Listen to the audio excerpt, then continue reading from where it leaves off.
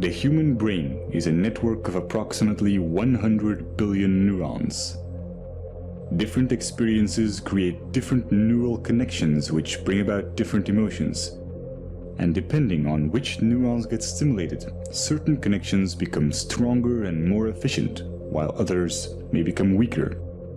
This is what's called neuroplasticity. Someone who trains to be a musician will create stronger neural connections that link the two hemispheres of the brain in order to be musically creative. Virtually any sort of talent or skill can be created through training.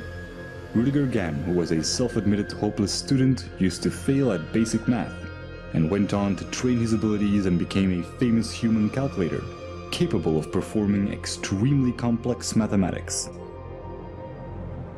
Rationality and emotional resilience work the same way. These are neural connections that can be strengthened. Whatever you are doing at any time, you are physically modifying your brain to become better at it. Since this is such a foundational mechanism of the brain, being self-aware can greatly enrich our life experience.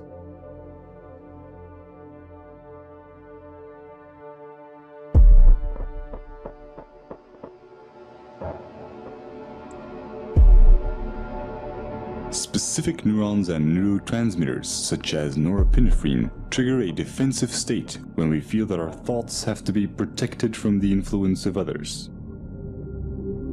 If we are then confronted with differences in opinion, the chemicals that are released in the brain are the same ones that try to ensure our survival in dangerous situations. In this defensive state, the more primitive part of the brain interferes with rational thinking, and the limbic system can knock out most of our working memory, physically causing narrow-mindedness.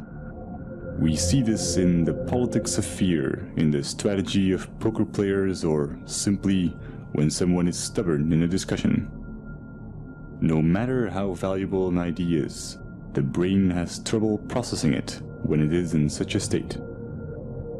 On a neural level, it reacts as if we're being threatened, even if this threat comes from harmless opinions or facts that we may otherwise find helpful and could rationally agree with.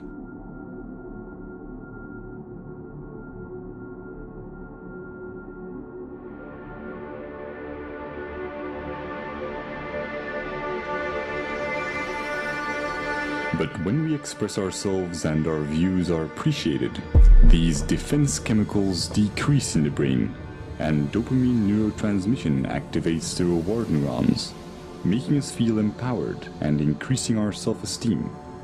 Our beliefs have a profound impact on our body chemistry. This is why placebos can be so effective. Self-esteem or self-belief is closely linked to the neurotransmitter serotonin. When the lack of it takes on severe proportions, it often leads to depression, self-destructive behavior, or even suicide. Social validation increases the levels of dopamine and serotonin in the brain and allows us to let go of emotional fixations and become self-aware more easily.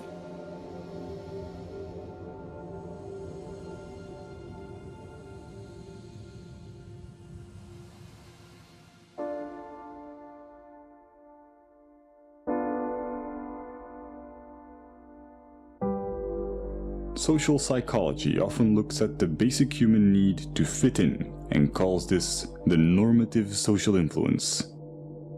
When we grow up, our moral and ethical compass is almost entirely forged by our environment, so our actions are often a result of the validation we get from society. But new developments in neuroscience are giving us a better understanding of culture and identity. Recent neurological research has confirmed the existence of empathetic mirror neurons. When we experience an emotion or perform an action, specific neurons fire. But when we observe someone else performing this action, or when we imagine it, many of the same neurons will fire again, as if we were performing the action ourselves. These empathy neurons connect us to other people, allowing us to feel what others feel. And since these neurons respond to our imagination, we can experience emotional feedback from them as if it came from someone else. This system is what allows us to self-reflect. The mirror neuron does not know the difference between it and others, and is the reason why we are so dependent of social validation and why we want to fit in. We are in a constant duality between how we see ourselves and how others see us. This can result in confusion in terms of identity and self-esteem, and brain scans show that we experience these negative emotions even before we are aware of them. But when we are self-aware, we can alter misplaced emotions because we control the thoughts that cause them. This is a neurochemical consequence of how memories become labeled when retrieved and how they are restored through protein synthesis. Self-observing profoundly changes the way our brain works. It activates the self-regulating neocortical regions, which give us an incredible amount of control over our feelings. Every time we do this, our rationality and emotional resilience are strengthened. When we are not being self-aware, most of our thoughts and actions are impulsive. And the idea that we are randomly reacting and not making conscious choices is instinctively frustrating. The brain resolves this by creating explanations for our behavior and physically rewriting it into our memories through memory reconsolidation, making us believe that we were in control of our actions. This is also called backward rationalization, and it can leave most of our negative emotions unresolved and ready to be triggered at any time. They become a constant fuel to our confusion, as our brain will keep trying to justify why we behaved irrationally.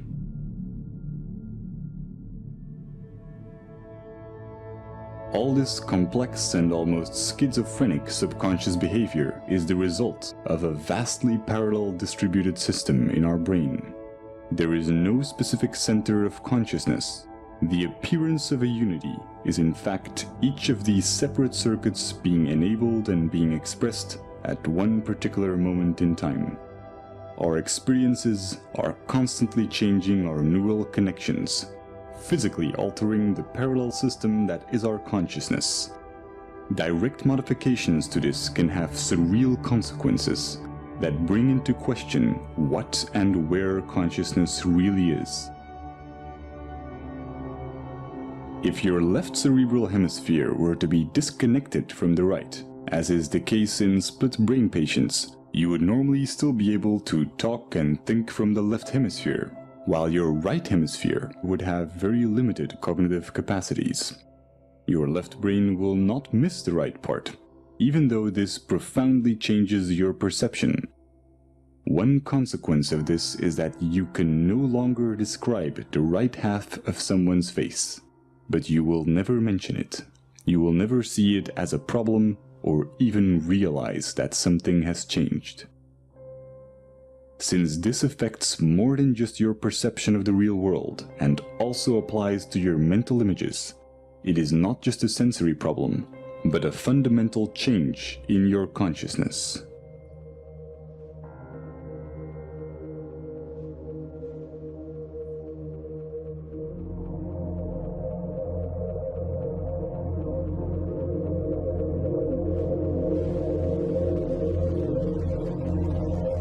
Each neuron has a voltage, which can change when ions flow in or out of the cell.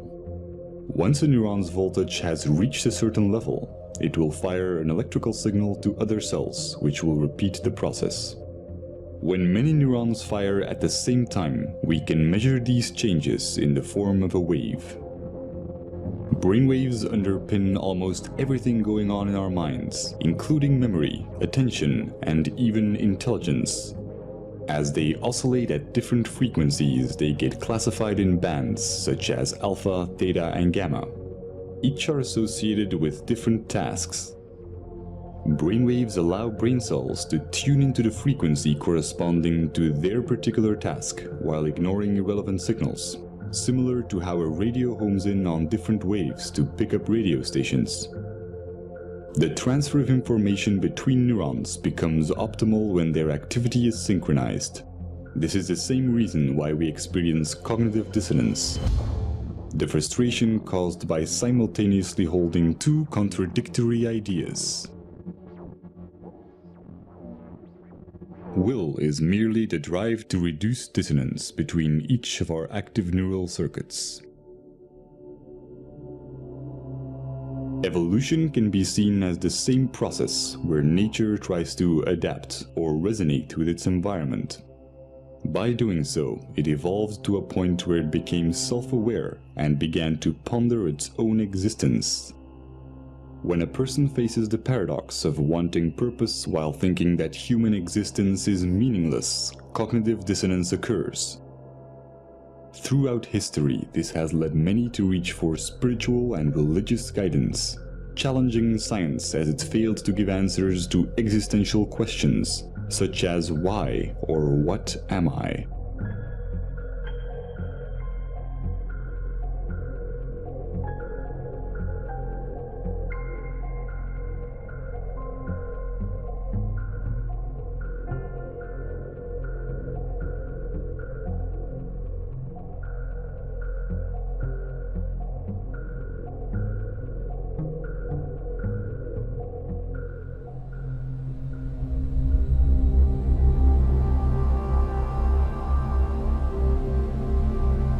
The left cerebral hemisphere is largely responsible for creating a coherent belief system in order to maintain a sense of continuity towards our lives.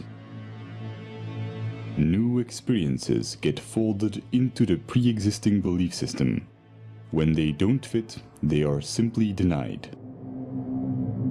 Counterbalancing this is the right cerebral hemisphere, which has the opposite tendency. Whereas the left hemisphere tries to preserve the model, the right hemisphere is constantly challenging the status quo. When the discrepant anomalies become too large, the right hemisphere forces a revision in our worldview. However, when our beliefs are too strong, the right hemisphere may not succeed in overriding our denial.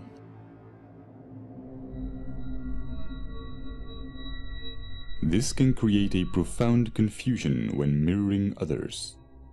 When the neural connections that physically define our belief system are not strongly developed or active, then our consciousness, the unity of all the separate active circuits at that moment, may consist mainly of activity related to our mirror neurons. Just as when we experience hunger, our consciousness consists mostly of other neural interactions for consuming food. This is not the result of some core self giving commands to different cerebral areas.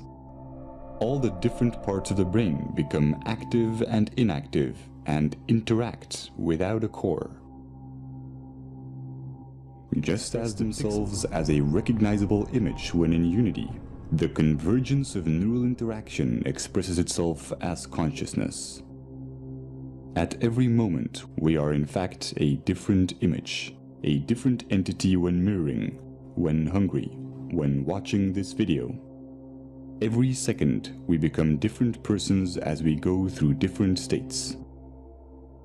When we use our mirror neurons to look at ourselves, we may construct the idea of identity. But if we do this with our scientific understandings, we see something completely different. The neural synergies that produce our oscillating consciousness go far beyond our own neurons. We are equally the result of cerebral hemispheres interacting electrochemically, as we are of the senses connecting our neurons to other neurons in our environment. Nothing is external. This is not a hypothetical philosophy. It is the basic property of mirror neurons, which allow us to understand ourselves through others. Seeing this neural activity as your own while excluding the environment would be a misconception. Our superorganismal features are also reflected in evolution, where our survival as primates relied on our collective abilities. Over time, the neocortical regions evolved to permit the modulation of primitive instincts and the overriding of hedonistic impulses for the benefit of the group. Our selfish genes have come to promote reciprocal social behaviors in superorganismal structures, effectively discarding the notion of survival of the fittest. The brain's neural activity resonates most coherently when there is no dissonance between these advanced new cerebral regions and the older, more primitive ones. What we traditionally call selfish tendencies is only a narrow interpretation of what self-serving behavior entails, wherein human characteristics are perceived through the flawed paradigm of identity, instead of through a scientific view on what we are. A momentary expression of an ever-changing unity with no center. The psychological consequences of this as an objective belief system allow self-awareness without attachment to the imagined self, causing dramatic increases in mental clarity, social conscience, self-regulation, and what's often described as being in the moment.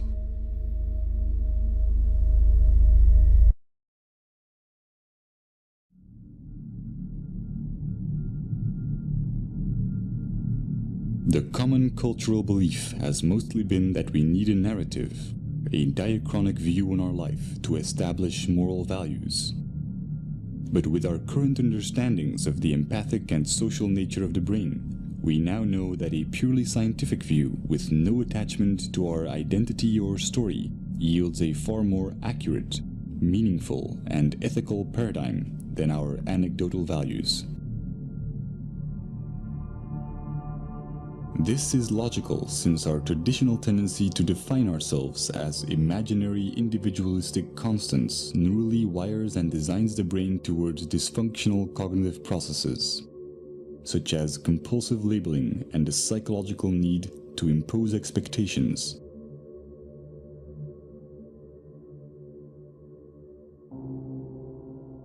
Practical labeling underpins all forms of interactions in our daily lives. But by psychologically labeling the self as internal and the environment as external, we constrain our own neurochemical processes and experience a diluted disconnection.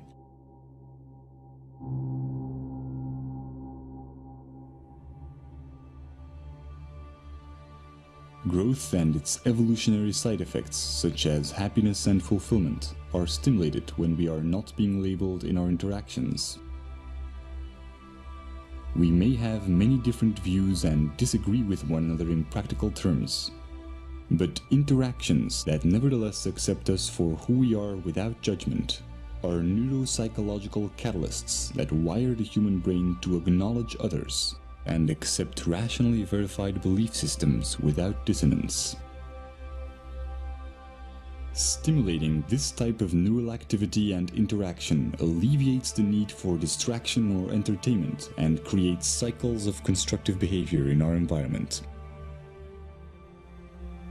Sociologists have established that phenomena such as obesity and smoking, emotions and ideas spread and ripple through society in much the same way that electric signals of neurons are transferred when their activity is synchronized.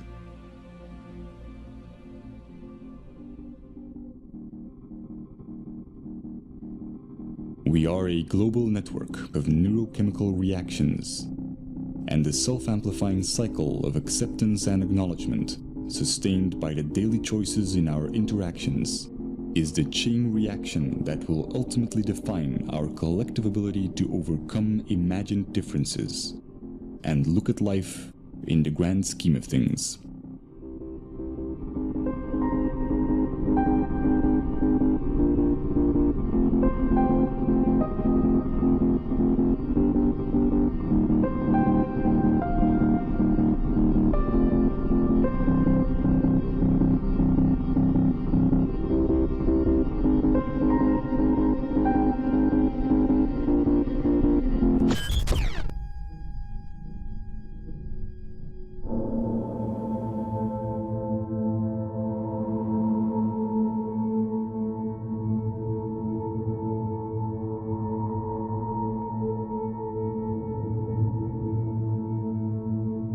Throughout Jiren's ongoing research, I've made a simplified but comprehensive overview of his current findings.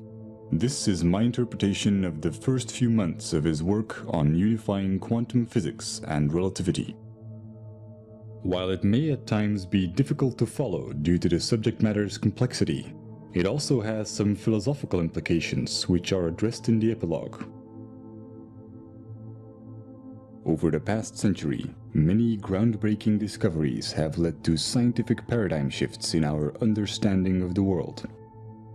Einstein's theory of relativity revealed how time and space are the same fabric, while Niels Bohr's research helped us understand the building blocks of matter through quantum physics, a realm that only exists as an abstract physical description. Afterwards, Louis de Broglie discovered that all matter, and not just photons or electrons, has a quantized wave-particle duality. These breakthroughs have led to new schools of thought about the nature of reality and have inspired popular metaphysical and pseudoscientific theories, such as the human mind being able to command the universe through positive thinking. However attractive, these theories have no verifiable evidence and can slow down scientific progress.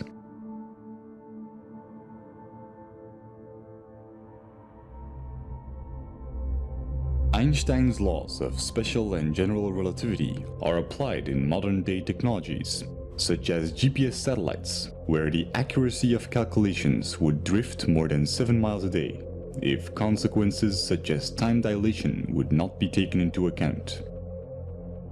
Time dilation is best illustrated by how moving clocks run slower. Other implications of relativity are length contraction, meaning that objects in motion decrease in length, and the relativity of simultaneity. It is impossible to say in an absolute sense whether two events occur at the same time when they are separated in space. Nothing can travel faster than the speed of light. This means that if a bar of 10 light seconds long would be pushed forward, it would take 10 seconds before the action can take place on the other side. Without this time interval of 10 seconds, the bar does not exist in its entirety. This is not due to our limitations as observers, but due to an inherent consequence of relativity, where time and space are interconnected and cannot exist without each other.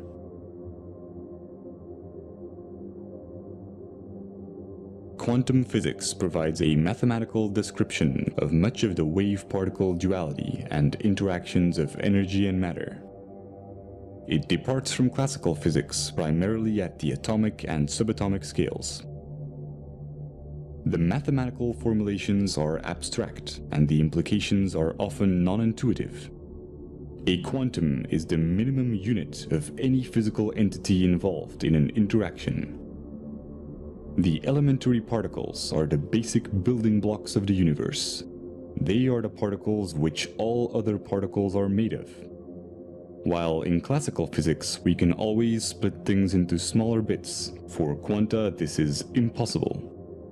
As a result, the quantum world presents many unique phenomena that cannot be explained through classical laws, such as quantum entanglement, the photoelectric effect, Compton scattering, and many more. There are many exotic interpretations of our quantized world. The most widely accepted among physicists include the Copenhagen interpretation and the many worlds interpretation. Current trends show substantial competition from alternative interpretations such as the holographic universe.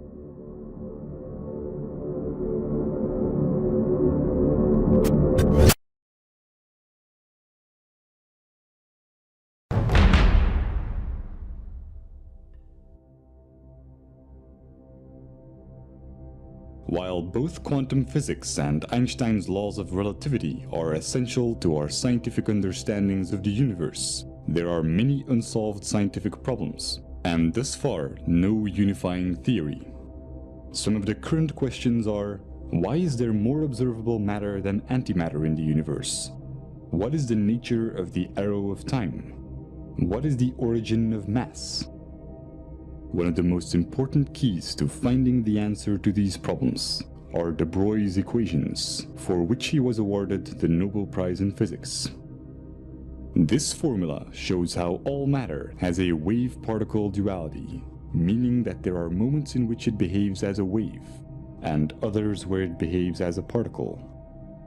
The formula combines Einstein's famous E is mc squared equation with the quantized nature of energy. Experimental evidence includes the interference pattern of C60 fullerene molecules in a double-slit experiment.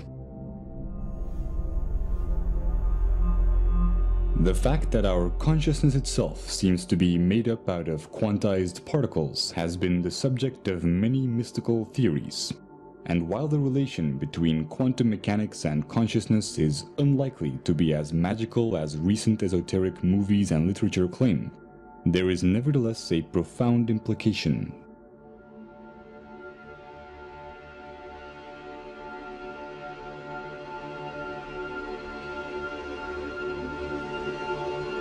As de Broglie's equations apply to all matter, we can fundamentally establish that C equals hf, where C stands for consciousness, h for the constant of Planck, and f for frequency. C is responsible for what we experience as the now, a quantized or minimum unit of an interaction. The sum of all moments C up till the current moment is what shapes our concept of life.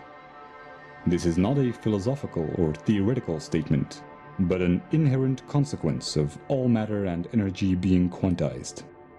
The formula shows how life and death are abstract constructions of C. Another consequence of de Broglie's equations is that the rate at which matter or energy fluctuates and acts like a wave or a particle is relative to the frequency of the frame of reference. Increases in frequency due to velocity are relative to others and bring about phenomena such as time dilation.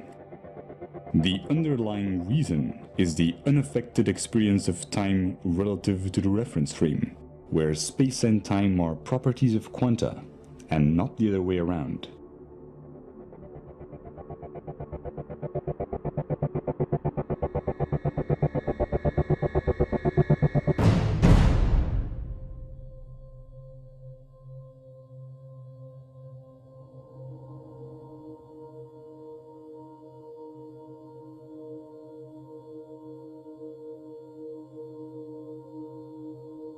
Antiparticles are created everywhere in the universe where high-energy particle collisions take place. This process is artificially simulated in particle accelerators. When matter is created, antimatter is created simultaneously. Hence why the lack of antimatter in the universe is one of the biggest unsolved questions in physics to date. When we trap antiparticles through electromagnetic fields, we can study their properties. The quantum state of particles and antiparticles can be interchanged by applying the charge conjugation, parity, and time reversal operators. To clarify, if a physicist whose body was made of antimatter would do experiments in a laboratory also made of antimatter, using chemicals and substances of antiparticles, he would find almost exactly the same results as his matter counterpart. But when they would merge, immense energy would be released proportional to their mass. Very recently, Fermilab discovered how quanta such as mesons are switching 3 trillion times per second from matter to antimatter. When we study the universe from a quantized frame of reference C, we have to take into account all experimental evidence that applies to quanta. This includes how matter and antimatter are created simultaneously in particle accelerators, and how mesons switch back and forth between one and the other. This has significant consequences when applied to C. From a quantum perspective, every instance of C has an anti-C. This explains the missing symmetry or antimatter in the universe and is closely related to the arbitrary choice of emitter and absorber in the Wheeler-Feynman time-symmetric theory. The unperturbed time t in the uncertainty principle is the required time or cycle for quanta to exist. Similar as observed in mesons, our personal experience of time or interval of the current moment reaches its threshold when c is cancelled out by its anti-c. C's interpretation of this single self-annihilating moment is framed within an abstract arrow of time. If we then want to define interaction and look at the basic properties of the wave-particle duality of quanta, all interactions would consist of interference and resonance. But since this isn't enough to explain the fundamental forces, we are required to use different models. This includes the standard model, which mediates the dynamics of the known subatomic particles through force carriers, and Einstein's general relativity, which describes macroscopic phenomena such as the orbits of planets, which follow a curvature or ellipse in space and a helix in space-time. But Einstein's model of space-time doesn't hold up on quantum levels, and the standard model needs additional force carriers to explain the origin of mass. Without success, a unification of both models or theory of everything has been subject of much research.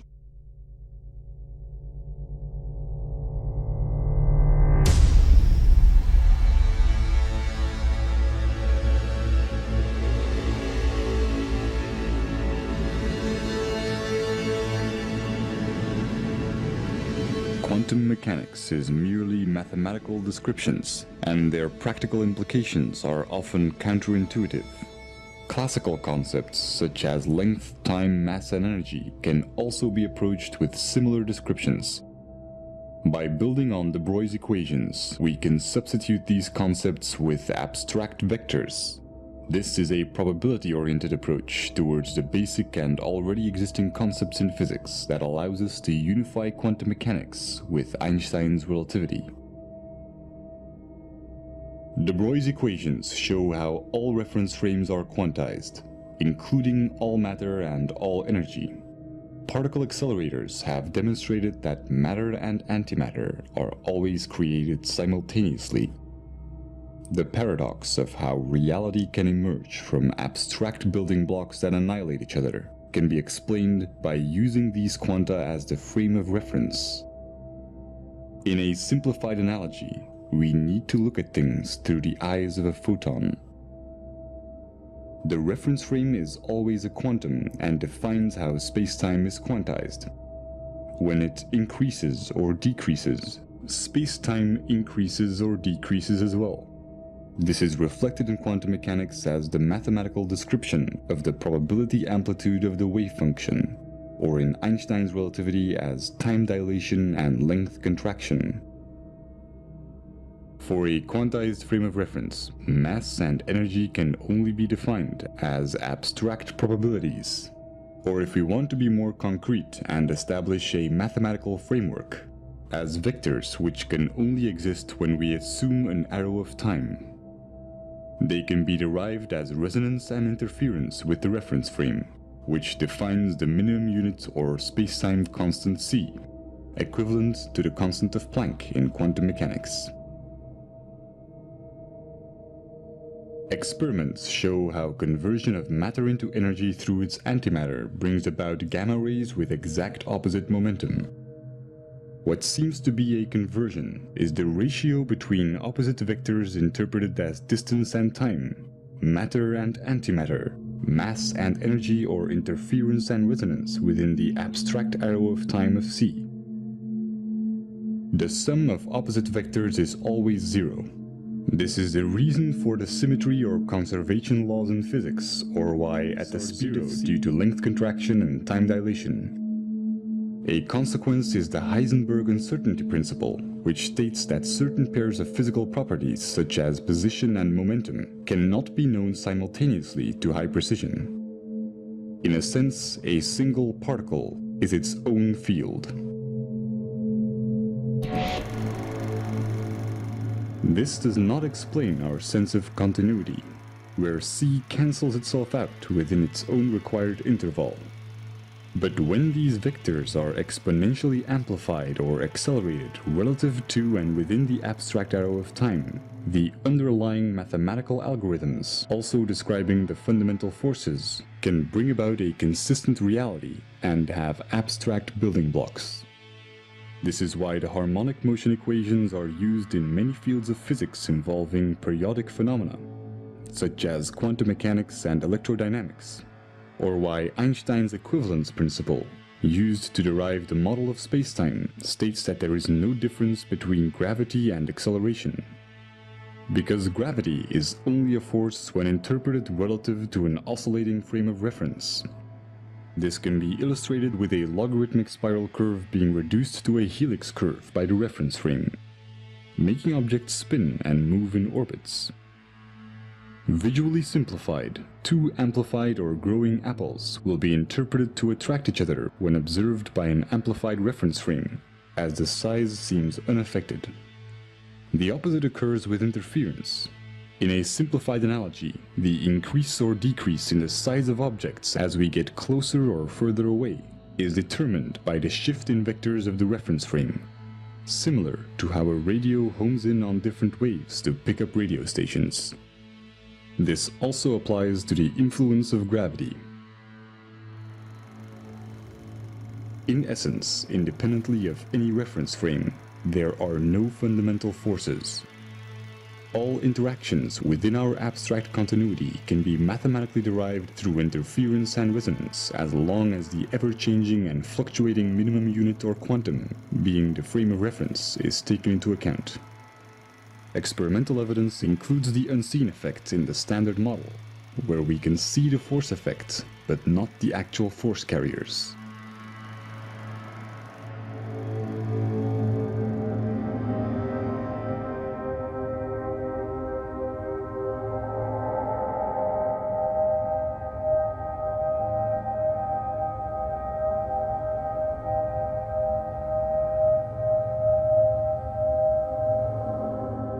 The consistent continuity of reality does not require quanta to have any specific sequence in time. A quantum is not subject to any notion of space or time and can occupy all of its possible quantum states simultaneously. This is called quantum superposition and has been demonstrated in experiments such as the double-slit experiment or quantum teleportation, where every electron in the universe, for example, could be the exact same one. The only requirement for an abstract arrow of time and consistent continuity or reality is the algorithm describing the pattern or abstract sequence of vectors. Since this continuity brings about our ability to be self-aware, it inherently makes us subject to its mathematical consequences, the fundamental laws of physics.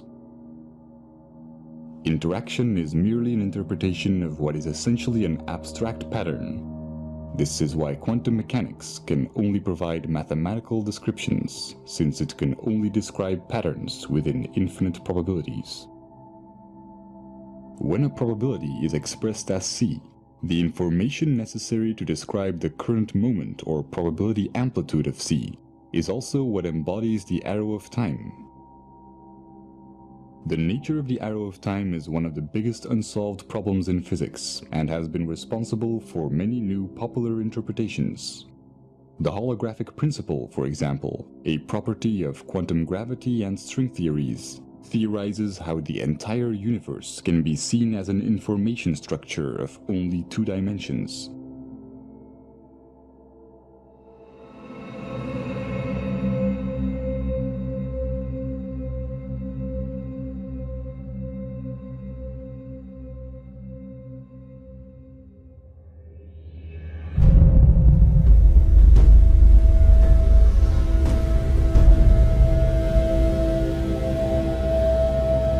Traditionally associate the notion of an arrow of time with the sequence of events that we experience through the arrangement of short-term and long-term memories. We can only have memories about the past and not about the future, and we've always assumed that this reflects the flow of time. Scientists only began to question this logic when discoveries in quantum mechanics demonstrated that some phenomena are not bound by our notion of time, and that our concept of it is nothing more than our perception of the change in observable values. This is also reflected in time dilation and length contraction, which are part of the reason why Einstein established that time and space are the same fabric. In an absolute sense, the notion of time does not differ from the notion of distance. Seconds are equal to light seconds, but cancel each other out. To clarify, with distance and time being each other's opposites, the passing of time can be interpreted as the distance that the hands of a clock travel as they move in a direction that is opposite to time. As they move forward in distance, they effectively travel backwards in what we would call time. This is also why any single separate minimum unit of experience is always instantly annihilated within a timeless now. This understanding sets the record straight between wave function collapse and quantum decoherence. Concepts such as life and death are mere intellectual constructs, and any speculative spiritual ideas of an afterlife that takes place in a realm where the rigid mathematical underpinnings of this reality come to an end are equally fabricated. An important cosmological consequence is that the Big Bang Theory, where the universe is traced back to one point by looking at the past, is a misconception. The traditional assumption of space-time, where space is three-dimensional and time plays the role of a fourth dimension, is inaccurate. If we would want to study the origin of the universe, we would actually have to look forward, since c's time vector direction is opposite to the arrow of distance, from which we perceive an expanding universe. Although this temporal mapping of the universe will only yield abstract concepts with no relation to its quantum underpinnings. Experimental evidence includes the accelerating expanding universe, following what is known to be an inverse or time-reversed black hole metric, as well as the many problems related to the Big Bang Theory, such as the horizon problem.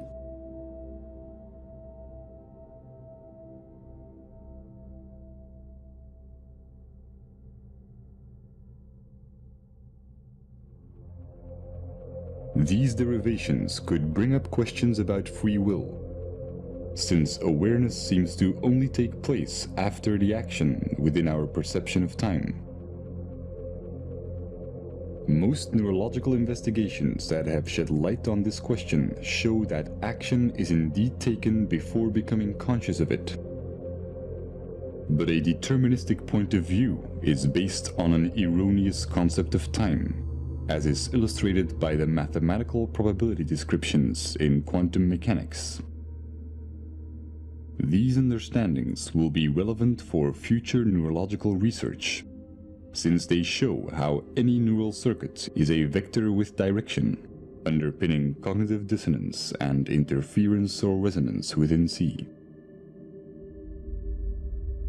The ability to understand and consciously alter these directions, acquired through billions of years of evolution, confirms how important our belief systems are in expanding our awareness, and how they affect our working memory, which is responsible for the extent to which we can make connections and for the neural processes that create meaning.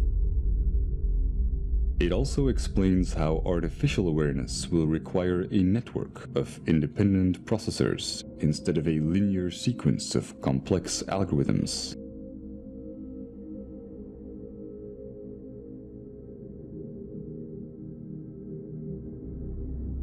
Athene's grand unification is one solution that unifies quantum physics and Einstein's theory of relativity. While it answers many problems in physics, such as the ones listed here, it is my limited interpretation of his first months of scientific research. Whatever the outcome, it is clear that we have entered an era where science is open to everyone. And if we can preserve unfiltered access to a neutral internet, we can test the validity of our ideas. We can enhance our imagination by making new correlations, and we can be part of the evolution of our understandings of the universe and of the mind.